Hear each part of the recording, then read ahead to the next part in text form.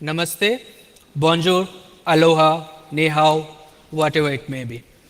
So I hope you guys had good lunch and cafe too because you need to be awake. Okay? So let's start. Hunting PBX for vulnerabilities. Slides define little bit about me. Myself, Sachin Wak. I worked as network security researcher, security consultant, and currently working as security analyst at Symantec. I was speaker at Hackon and InfoSec Europe. In free of time, I'm doing bug bounty and writing the blog. Here is my colleague Himanshu Mehta. So myself, Himanshu Mehta, I am working as senior threat analysis engineer at Symantec for security intelligence team. I have been a speaker at few of the conferences like National Cyber Security Conference, Hackon, and Info Security Europe that was conducted in London this year. And apart from that, I am also the advisory board member of AC Council, and I'm trying to make a LPT program, license penetration testing program, more challenging for you to crack. So, and apart from that, I'm also the board member of Convet IT, where I'm actively discussing about the future of cyber security in transforming business. Apart from that, I also do bug bounty hunting and penetration testing during my leisure time. So I hope you guys will enjoy our talk. So in this talk, we are going to cover about what is PBX, features of the PBX, how to find internet connected PBX, and how to gain access to those. Little bit about soft phone, different vulnerabilities that we found on different PBX application, and at the end, we'll discuss about the mitigation. So let's start. What is PBX? How many of you know about the PBX? Okay. So PBX stands for Private Branch Exchange. PBX is a system that allows an organization to manage incoming and outgoing phone calls and also communication internally within the organization. PBX is made up of both hardware and software and connects to different communication devices like hub, switch, router, and of course telephone set, as you can see in the picture. The most recent PBX have wealth of interesting features that makes communication more easy and more efficient and helping the organization making them in boosting the productivity. So here are the some features of the PBX. Call forwarding, call transfer, conference call, automatic call delivery, voice messaging, call queue. Call forwarding, this feature is used to route call to another device. Call transfer, an ongoing call can be transferred across different extensions connected to the PBX. Conference call, PBX can connect more than 2 devices into group communication session called as conference call. Automatic call delivery, this feature is used to route call to appropriate handling agent. Voice messaging, this involves recording voice messages for the user and playing it back to them. Call queue, when all extensions are busy, who can answer it are busy or what action need to take is done in the call queue. So here we'll see how to find the internet connected PBX using Shodan and Synsys. So everyone know about the Shodan. Shodan is a search engine that lets user to find specific type of devices using variety of filter. So let's see. For this search, I look for NCS software Axon virtual PBX. Here you can see the summary of data, IP addresses, the country it's located in, and top organizations. So while playing around the Shodan, we came across this screen called details records. The username and password of the PBX is very hard to guess and I think may take several years to brute force it. If I'm not wrong, the username and password is admin and admin. And here you can see the summary of data, number of the calls, duration of the calls, and total calls. So here is a Synsis. Synsis is a search engine that enables researcher to quickly ask questions about the host and network that compose the internet. It find and analyze every devices connected to the internet. For this search, I look for PBX administration. Here also you can see the summary of the data, the country, the number of the hosts, and network breakdown. So let's see the demo. Here we found that multiple Polycom devices are running without authentication and allowing user to see the admin setting. Even you can place the call also. It's up to you how you taking advantages of it. So video itself is self-explanatory. So let's see. So for this search, I look for Polycom command shell.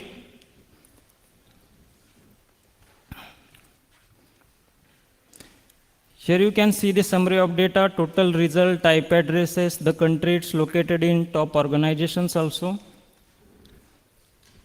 So let's open any one of them.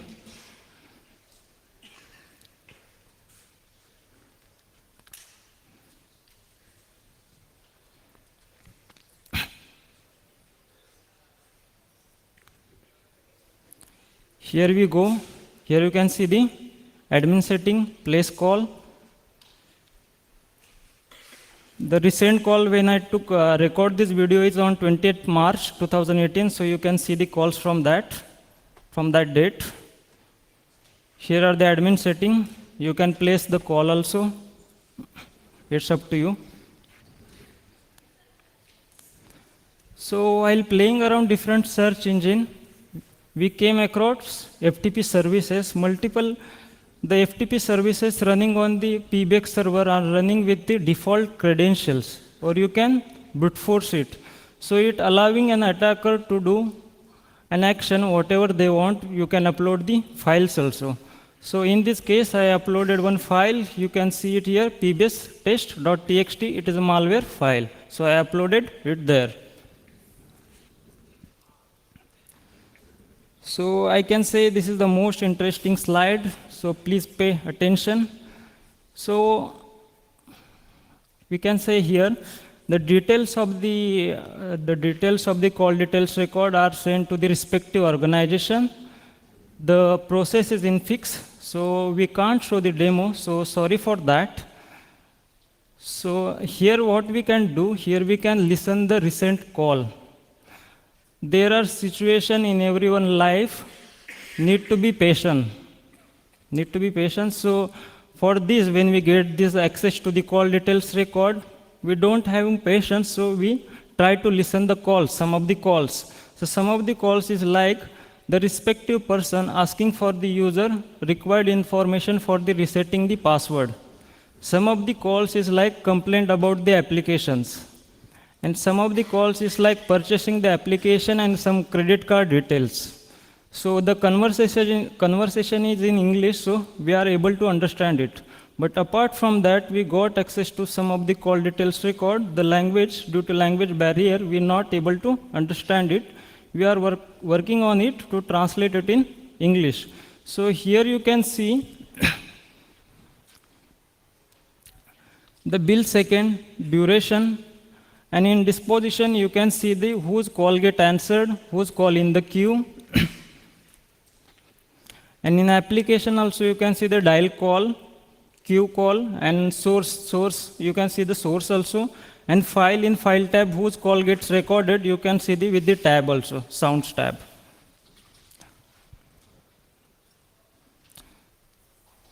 So here we are accessing SMB shares with the anonymous login.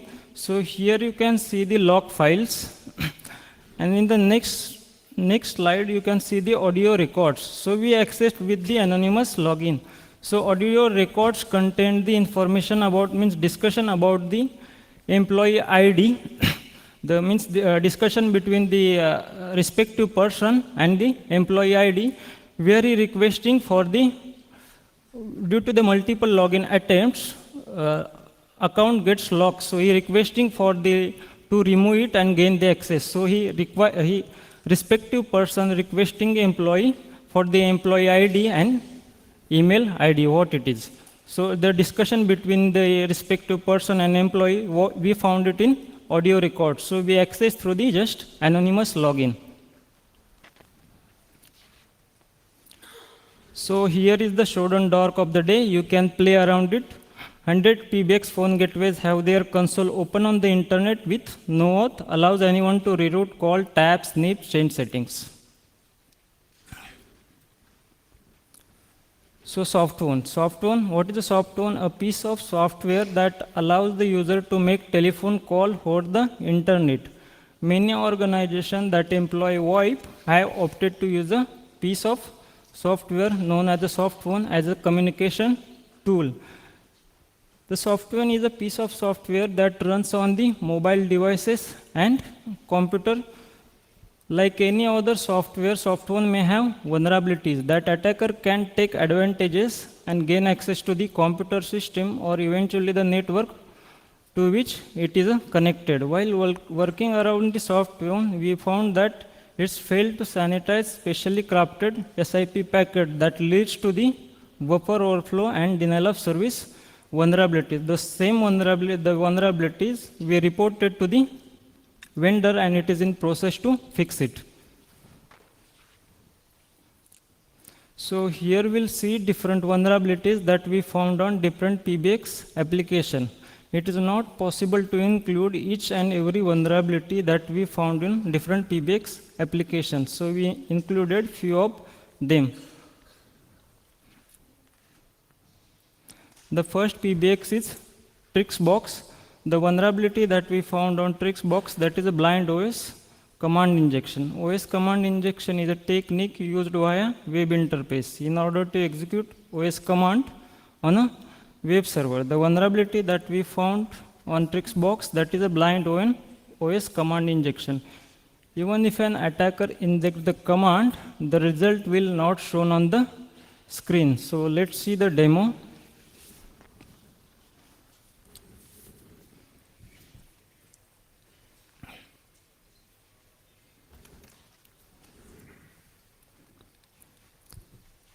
So this is my Trixbox PBX, and this is the IP address. Here is my Kali Linux system.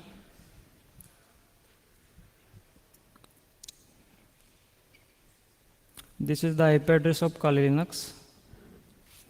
Here I am catching the ping request, sending it from Trixbox server.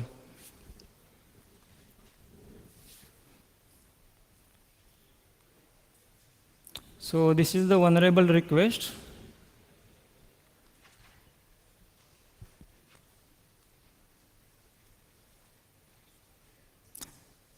And I am catching the ISMP probe on the Kali Linux. So let's see.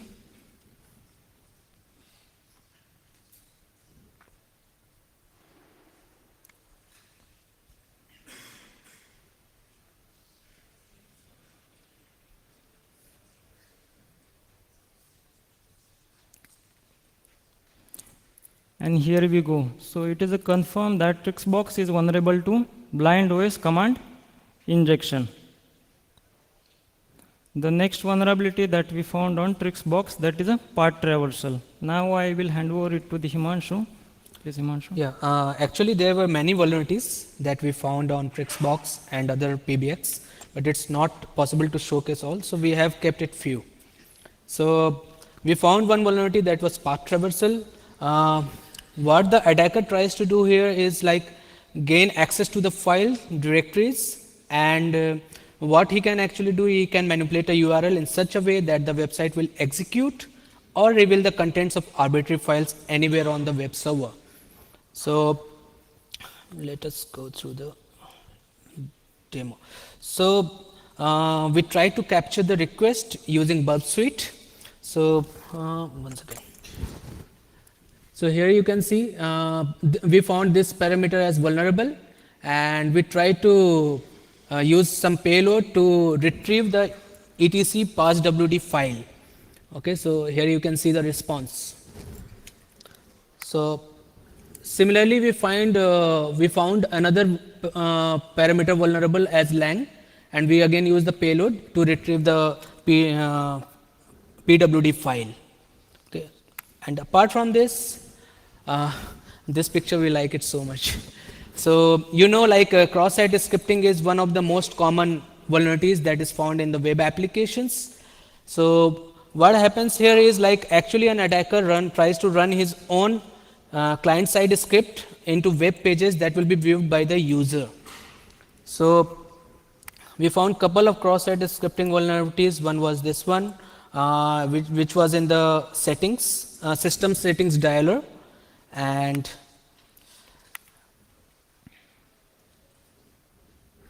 okay. So this is another PBX called Axon.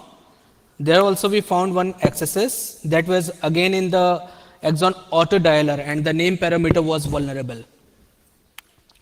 So while doing the pen test of these PBX, we thought of finding some critical vulnerability. We found many though, so we kept one vulnerability here, that is code execution. So what we tried to do is like we had the default user access and we wanted to get the admin privilege. So I'll just take you through demo, so it will be easier for you to understand.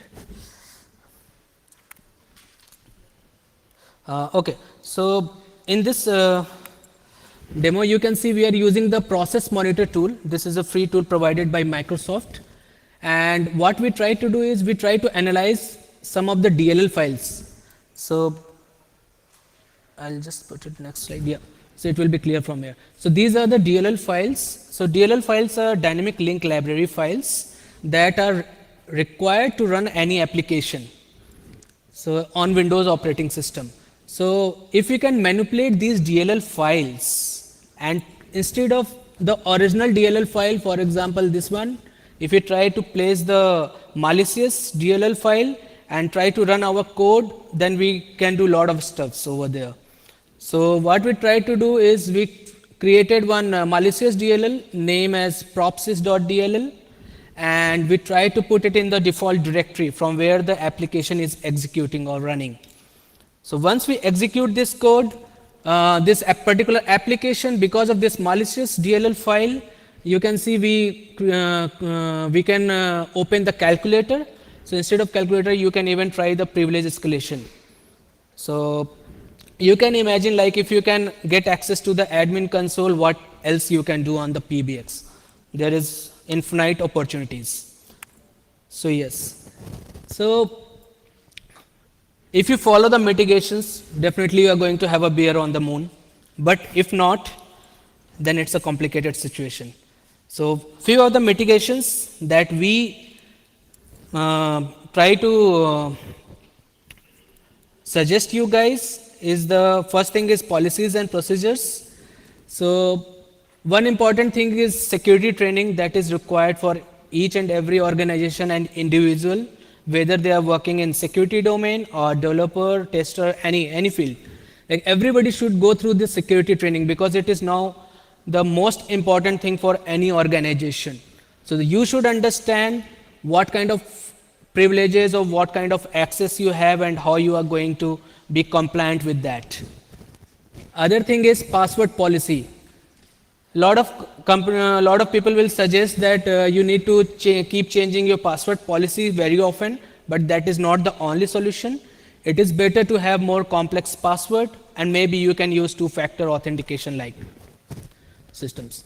And then we should always have incident response procedure. For example, in previous talk, he was telling about NotPetya and WannaCry ransomwares. So what happens if you don't have incident response process, and if your organization get attacked from those kind of ransomwares, it's difficult to take action during that time. So it is very important that you should have your team, dedicated team for incident response.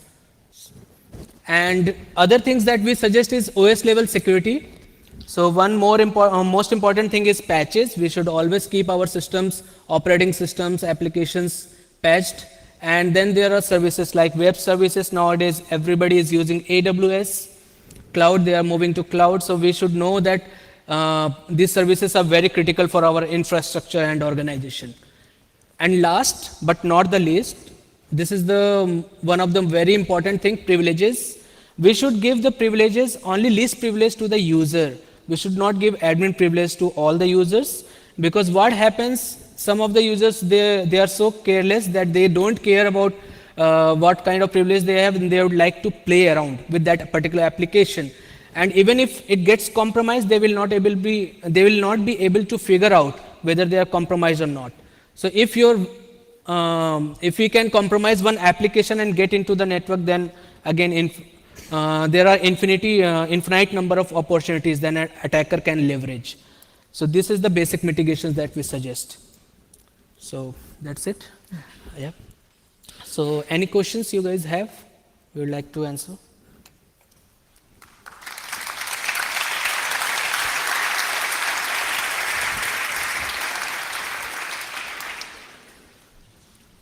And we'd suggest you guys to go and play with the PBX, because it's quite interesting. Like the Sachin told, like we can record the calls, you can hear the calls, and you can imagine like what governments can do. Like, so be careful while using this PBX. And we try to showcase only the vulnerabilities that have been patched by the vendors and that have been assigned CVE numbers. Thank you very much. Thank you. Thank you.